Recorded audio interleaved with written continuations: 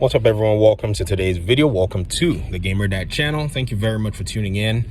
Out and about again on a very hot day, trying to accomplish some projects, but hopefully can get out and get it done before the sun kicks in. Division agents, I've been reading some of your more recent comments, and some of you want to jump to the first Descendant.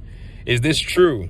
Is this a game that is appealing to you? I guess it's interesting, and we're gonna see. Because I've seen some clips of the game. I'm honestly not necessarily in the loop for the game, so my evaluation of things are going to be somewhat, strange at the end of the day. It's just one of those things where when you actually think about, the way we've approached a lot of these other games that have the looter shooter thing, the question is, what kinds of resources do they have to back them to give them the longevity and continuity? The ones that have longevity and continuity, they're either very niche in a sense, they provide a unique selling point like Tarkov and such, or they have backing like Apex Legends, Fortnite, The Division, and Destiny. So the first Descendant is going to be a very interesting proposition and might be able to, occupy some veteran Division agents while they're basically putting away their Division game for the meantime. Because some people have already resolved in their minds, by the way, that this is the way that it's going to be. And I, for one, I'm actually very interested to see how all of this plays out. I mean, if you actually evaluate, the way the game has gone lately, I think there's also been some pent-up frustration from some of the players as well. And seeing things like Elden Ring DLC, some other titles come out at this time, the Division doesn't really have, in my opinion anyways, too much of an appeal now to its current fan base. And this is what we've been talking about for the last few weeks, right? We've been talking about the core community of the fans that basically make up the majority of players right now. Those who play the seasons religiously, these are the folk that we have to basically pay attention to in their reactions. However, I did read one comment yesterday from somebody who's a 2-week-old player. I don't have, my computer here. I'm making this video on my phone. But that person said, I really don't know how to react to all of this because I basically joined this game like 2 weeks ago, and I'm not really certain how I'm to approach all of what's going on.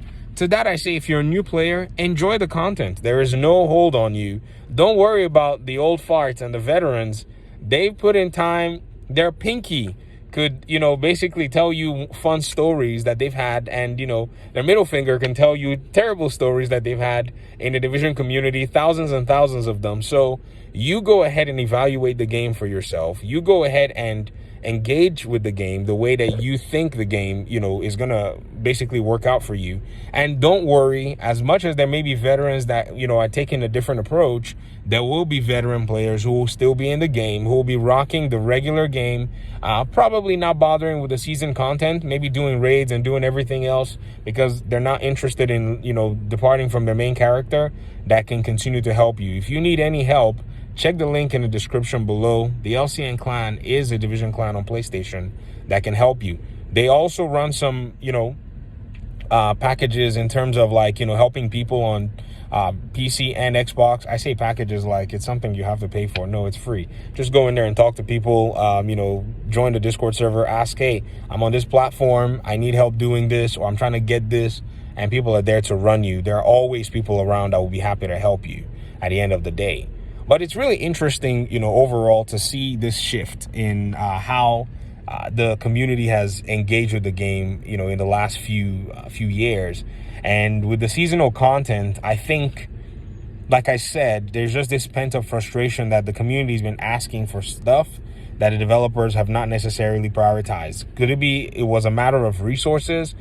Could it be that it was a matter of this seasonal content thing had been pitched and greenlit a while back? I'm hearing, whispers that this seasonal thing was actually as far back as some of the staff who are no longer there right now, like Morton. I don't know how accurate, my analysis of this is, but it seems like that is actually the case from what I'm hearing. So if this had been a thing that they'd been trying to do for a long time and they've gotten to this point and nobody actually said, nobody actually wanted it, then I think it probably ties into that error that, developers can make sometimes where they don't necessarily proof test their concepts in, say, even casual ways before jumping deep into development. What I mean by that is, think about it. If they had maybe said something along the lines of, oh, what do you guys think about seasonal characters, where we reset all your progress or whatever it is, or if they said we're thinking about this, maybe in like a state of the game, we're considering this option, they would have probably been able to get some strong feedback at the time. But maybe they saw other games doing it, they saw other, communities participating, they thought it was a good idea to implement for their community, and now this is where we are. But anyways, I'll leave you guys to it. Thanks so much for engaging and watching the video. Let me hear your thoughts in the comment section. I really appreciate you guys' time and audience. Hopefully we'll talk pretty soon in another one. Peace out.